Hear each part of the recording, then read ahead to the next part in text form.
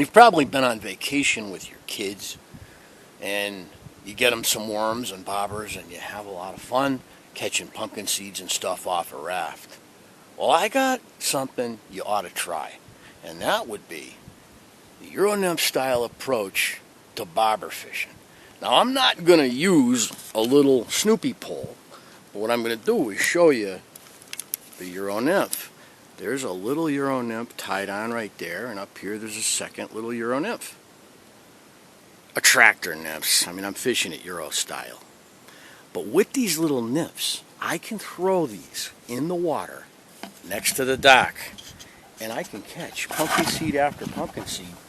Now, little kids like to watch the fish hit the nymph. I'm kind of doing this Euro style, so I'm watching the line. I'm waxing it. I'm setting the hook. Now, bass will hit. There's one. Bass will hit these. Little pumpkin seeds will hit these. If there was a trout swimming around, he would hit these. And you know, this is barbless, so it's just gonna come right out. Back goes the pumpkin seed. Ho ho ho ho! Let me try for a double. There's two nymphs. So if he swims around, the other pumpkin seeds are gonna see him swimming, and they're gonna come swimming over and try to grab that second nymph. They're very competitive. All right, he's been on line. Let's get him out. Oh ho ho! Now you got little kids. This is what you want to do. You want to have fun. Oh, on the dock with pumpkin seeds. They catch fish. They're happy. They want to go fishing. And there's a lot of little kids that hate taking them off the hook, which leads to a lot of dead fish. But with barbless nymphs like I've got, they're going to come right off. And if the kid loses one, there's going to be 10 more that are going to hit it. Now I hooked over here a fish I don't see very often in Otis Reservoir. I've got a double. I got two fish. A shiner, a big dace, and a pumpkin seed. So we have two for the price of one here, which is why I like this style. It's kind of funny. Look at that. We have two fish. The dace right here. Or is it a fall fish? It might be a fall fish. I think it's a dace. The dace, fall fish, hit the upper nymph. Look at him. He hit the upper nymph, and this guy hit the lower nymph. So now I'm going to do the same thing over here. I'm going to chuck it over there next to the jumping tower, and I'm just going to let it sink. The depth here is about 10 feet off the tower on our side. Oh, there we go. Now you see there was nothing to that. The key is just letting it get to the bottom. Just letting it sink. Brother just got here. The loons were calling on the other side of the island. Mm-hmm. All kinds of good calls. So now, think about it, Pete. Remember the little kids and worms and how gooey they'd get themselves and how, you know what I mean? Now look at this. I got one already. See? Boop, boop. I throw the little, I mean, there it is. This is what we did for hours up here. And then we'd run out of worms. And then we'd be rolling over logs and rocks. And if it was a dry spell, the worms would be deep. Be trying to find worms. And these little nymphs, they work so well. They do exactly what a worm does. In fact, I think they work better, because if you give a kid a little tiny hook, the fish swallows the hook and then dies, and now you got a crying kid on your hand. Mm-hmm. Whereas these things don't get swallowed that much, and if they do, they got no barbs, and you can get them off. They must look a little like my nipple. Oh, oh. Look at this feisty guy. Double! Oh, he didn't let go. Oh, this poor guy went for a ride. Oh, no. So we're getting him back. Notice, barbless hook. Just pop it, and it comes right out. Back he goes. And I've taken a little kid fishing rod, well, an ultralight spinning rod, and I've put a bobber on it. And I come down to a micro swivel, and then a leader with a couple of attractor nymphs on. And I'm going to cast this out, and I'm going to pretend I'm a little kid working this. So we're going to watch the bobber. Let's see how it works. So I got the Shimano with the quick trigger here, and I'm giving it a little chuck, like a little kid would, right over there. So the nymphs go down, and I'm watching the bobber, and I want to see what happens. I want to see if that bobber is too big. But I know pumpkin seeds and other fish are going to go after those nymphs, and I figure I can just work the bobber slowly through the water. I can just kind of reel it back in, and it's going to give a little bit of action to those nymphs. And if there's anything down there that sees the nymphs, they're going to get a little bit of a banging. And I got to watch that bobber. I feel like I'm 11 again, or 9, or however old I was. I started fishing with a spinning rod when I was a pretty young kid, but I don't think I was probably 11 when I got my spinning rod. Oh, there we go! It worked! So the bobber took off, and here we go. We got ourselves, ooh, and a nice smallmouth followed in there. Was it a largemouth? That's a big fish. Holy cow! I'm looking down at a really big smallmouth bass who chased that pumpkin seed.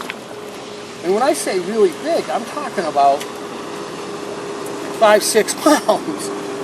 Holy cow. Well, maybe he's hitting nymphs. Anyways, you can see this is working, little kid style.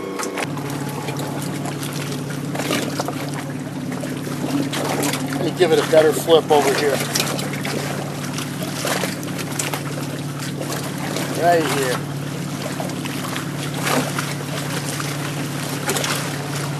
So the nymphs land right next to the dock. They're gonna be, oh, there we go. We got one. Oh. Oh, who do we got here? We got somebody. Whoa, it's Mr. Bluegill. Holy cow, he hit the top nymph. Look at the size of that guy. Oh yeah. So that bluegill hit the top nymph, and there he is, and there he goes, a big bluegill. Well, we got sun dogs over there. That's because there's sun dogs, one on this side of the sun and one on that side of the sun. That's really cool. It means good luck fishing or hunting, believe it or not. For the native people, sun dogs, they mean fortune on the hunt. I don't want to lose my nymphs, so it was floating over there by the tawa. So let me throw over by the where the bass was earlier. Oh no, we're all caught up. We're all clustered up here with the bobber. Bobbers. Remember being a kid? Remember the bird's nests you'd get into with bobbers? You do. Oh yeah, look at that. Oh, right next to the float. There's got to be fish using that for cover, right? Ambushing. Oh, one whacked it. I just had a little bang. Watch that bass come up and just bury the bobber. Just whack the bobber. Because that's what happens. Like if it was a jitterbug, it would watch it, but it wouldn't hit. But because it's a bobber, there's no hook on it. I should have put a treble hook on the bobber. It's funny, in the world of fly fishing, guys will be playing with nymphs and they'll put a hook on their bobber because they're allowed 2 hooks. So they're running one nymph, they put a hook on their bobber, and sometimes they'll catch a fish on their bobber. Which makes me say, why don't you just use 2 nymphs? You're going to put a hook on your bobber. Now in New York, you're allowed 3 nymphs, not just 2. In Pennsylvania too. Yeah, Pennsylvania, you can use 3 nymphs as well. Massachusetts, only 2. Why? I don't know. You're allowed to fish with 2 poles in Massachusetts. You can always use 2 poles. So I can have this pole out, and I can use another pole. Only 2 poles, by the way. Meanwhile, I can only have 2 nymphs on a pole. And that's another thing you got. There's a lot of Japanese and Chinese baits being sold on Amazon that are totally illegal to use in Massachusetts. You can only have 2 hook-bearing things on your line at once. So there's an Alabama rig that you could theoretically work like a Davis rig. You could put like 10 hooks on it. And that's illegal in Massachusetts. Other states, you could do it, but not in Massachusetts. You got to know the law of the state where you are. Obviously, at least you should. Oh, look at that bobber. It's doing a little dipsy-do over there. Spinning around like it was getting attacked by... Oh, oh, oh, there it is. Yes. Oh, he's jumping. I got a jumper. All right, who are we looking at here? And will the bass attack this pumpkin seed? This, oh, it felt like somebody bashed him. Look at him. Oh, it's a little smallmouth. Yes, this is what we're looking for. Yes, game fish. I feel like I'm on the mighty Housatonic River. Oh no! He fell on the wet dock, and he's flopping himself back into the water. Get in the water, boy. Oh no. Oh no. There he goes. Was so mean giving him a little assistance with the toe. It was probably better for him than if I had picked him up. Bass have slime. All fish, not all fish, but a lot of fish have slime coats, and you don't really want to wreck that slime coat. That's why I wasn't concerned when he fell on the wet wooden dock. If it was a dry wooden dock, it's possible that that dry wooden dock would remove some of his slime coat. So the whole reason I'm doing this is to show you that it works. And that if you have little kids, my little kids are now in their mid-late 20s. My little kids are all grown up. I wish I had been smart enough to think of this technique when my little kids were little kids. Because it's like a bridge between the little toddler using a worm and the older kid using the artificials that we want to get them to use. And it will teach them to have confidence, right? Confidence in an artificial presentation. Because a lot of little kids have a hard time making that transition. They just don't think that anything's better than a worm. I mean, don't you know plenty of adults that are in that same place? Nothing's better than a worm. So you can see the setup. Bobber, nymph number 1, and nymph number 2. And you can do it with just one nymph. You don't need 2. A lot of the younger kids certainly don't need 2. As the sun goes down over there.